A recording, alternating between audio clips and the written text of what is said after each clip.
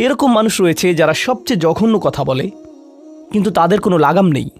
কথাগুলো আপনার হৃদয় থেকে এসে মস্তিষ্ক হয়ে এরপর তার জিহ্বাতে যাওয়া উচিত, কিন্তু এই পথে কিছুটা লাগাম থাকতে হবে। আমার হয়তো এটা বলা উচিত না, আমি কিছু একটা অনুভব করছি, হয়তো গালি বের হয়ে যাবে, সেটা গলায় পৌঁছে গিয়েছে, কিন্তু সেটা আমার মুখ দিয়ে বেরিয়ে আসা উচিত না, আমার সেটা গিলে ফেলা উচিত। কিন্তু কিছু মানুষ রয়েছে তাদের মাথায় যা আসে তাই বলে ফেলে। কারোর সাথে আপনার 6 মাস পরে দেখা হলো কোনো একটা পার্টিতে, ঈদের সময় অথবা অন্য কোথাও, হে আসসালামু আলাইকুম, আপনি তো মোটা হয়ে গেছেন, সবার সামনেই। এটা কেমন কথা? আপনি এটা মনে মনে আনতে পারেন আর নিজের মনে মনে মাশাআল্লাহ বলতে পারেন, কিন্তু সবার সামনে কেন আপনাকে এই কথা বলতে হবে? হেই, তুমি তো কয়েক বছর আগে পড়ালেখা ছেড়ে দিয়েছিলে, এখনো পাশ করোনি, এখনো ফেল অবস্থাতেই আছো। মানুষ আপনাকে এরকম কথা বলে আর এটা আপনাকে রাগান্বিত করে। এই অবস্থায় কি করবেন? আল্লাহ বলেছেন এটা আপনার মনের বিনয় প্রকাশের অংশ। এভাবেই আল্লাহ আমাদের বিনয় যাচাই করবেন।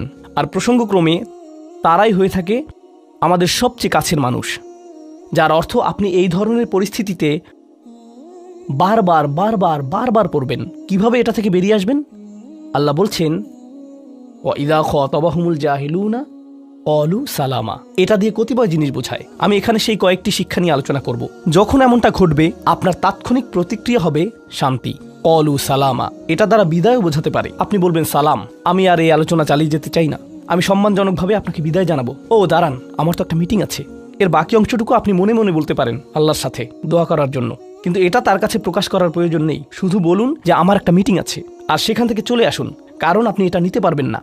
তারা সেখান থেকে বেরিয়ে আসে সম্মানজনকভাবে, এটা একটা অর্থ। যখন জঘন্য মানুষ আপনার কাছে আসে, বেরুবার পথ খুঁজে বের করবেন। কোরআন এই সূরাতে আরো পরে যা বলেছে যে মাররু কিরামা, সম্মানজনকভাবে তারা এটা অতিক্রম করে চলে যায়। কিছু কিছু মানুষ আছে যারা এমন কথা বলতে চায় যা আপনাকে রাগান্বিত করবে। তারা আসলে এটা করে মজা পায়।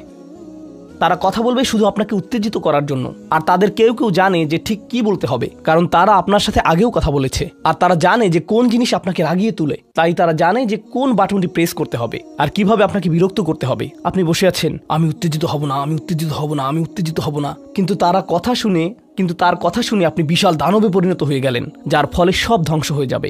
আর সেই ক্ষেত্রে আপনাকে আগে এটা রোধ করতে হবে। আপনি এখানে কথা বলতে পারেন আর বলতে পারেন যে দেখুন, আমি এই বিরোধ চাই না, আসুন শান্তিপূর্ণ সময় ব্যয় করি, আসুন এই বিষয়টা নিয়ে আজ আর কথা না বলি, এতে অনড় থাকুন। এটা দিয়েও ক্বালু সালামা বোঝায় আমি আপনার সাথে ঝগড়া করতে চাই না, আমি শুধু চাই আলোচনাটা যাতে কুৎসিত পথে এগিয়ে না যায়। কখনো কখনো আমরা ভদ্রতা দেখাই, আর সেই সুযোগে মানুষ আমাদেরকে অসম্মানজনক কথা বলতে থাকে, এবং আত্মবিশ্বাসের সাথে মানুষকে জানিয়ে দিবেন যে তাদেরকে থামতে হবে, তারা সীমা ছাড়িয়ে যাচ্ছে। এটা সঠিক নয়, এমনটা করা সম্মানহীনতা নয়, শিষ্টাচার বহির্ভূত নয়। আপনি নিজের জন্য রুখে দাঁড়াতে পারেন, কিন্তু এটা শুধু মর্যাদাপূর্ণ উপায়ে করতে হবে, এমনভাবে যা শান্তিপূর্ণ। এছাড়াও সালামা শব্দটিকে অনেকেই অবস্থা হিসেবেও দেখেছেন। অন্য কথায়, যখন তারা জবাব দেয় তারা পরিপূর্ণ শান্তিপূর্ণ অবস্থায় থাকে, এটা ভিন্ন একটা অর্থ। যখন জঘন্য মানুষেরা আপনার সাথে কথা বলে, তারা আপনাকে বিরক্ত করে, তারা রাগান্বিত করে, তারা মিথ্যার পর মিথ্যা, মিথ্যার পর মিথ্যা, মিথ্যার পর মিথ্যা বলে, আর আপনাকে সেখানে বসে এটা শুনতে হয় যেন এটা সত্য।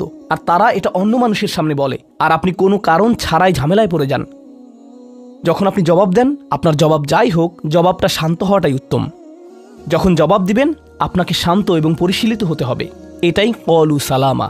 আর যারা জীবনে এটা ধারণ করতে পারে তারা আল্লাহর কাছে বিশেষ মানুষ, ইবাদুর রহমান। অন্য কথায়, এই অনুপ্রেরণাটিকে আমাদের মনে রাখতে হবে। সেই রকম সময়ে যেই ব্যক্তির সাথে আপনি কথা বলছেন সে এর যোগ্য না, বরং সে হয়তো চপটাঘাত পাওয়ার যোগ্য। আপনাদের কেউ কেউ হয়তো প্রতিউত্তর দেয়ায় খুবই পারদর্শী, কেউ হয়তো আপনাকে বিদ্রুপাত্মক কিছু বলছে, আপনি তাকে কথা দিয়ে পিষে ফেলতে পারবেন। ও মাই গড, আপনার মাথায় যে জবাবগুলো আসে, তালিকা করা একাধিক জবাব, আমি কি এ বি সি বলবো নাকি উপরের সবগুলো একসাথে বলবো, আপনার মাথায় এটা চলছে। আর সেই মুহূর্তে যখন আপনি বিরত হওয়ার সিদ্ধান্ত নেন, কঠিনভাবে না বলার, প্রতিক্রিয়া না দেখানোর, শান্ত থাকার সেই শক্তি অর্জনের জন্য আপনার আর আমার অনুপ্রেরণা যা হবে তা হলো, আমি ইবাদুর রহমানের মধ্যে সামিল হতে চাই। আমি ভুলে যাব যে আমি এই অপ্রীতিকর কথোপকথনে রয়েছি, কারণ এখনই আমি আল্লাহর সংস্পর্শে রয়েছি, আর তার বিশেষ রহমত আমার উপর বর্ষিত হচ্ছে। সেই জন্যই তিনি আমাকে এই পরিস্থিতিতে ফেলেছেন, যাতে আমি তার নৈকট্য অর্জন করতে পারি। এটা আসলে একটা আশীর্বাদ। এই অপ্রীতিকর সঙ্গগুলো আসলে একটা আশীর্বাদ, যাতে আমি তার নৈকট্য পেতে পারি। সুবহান।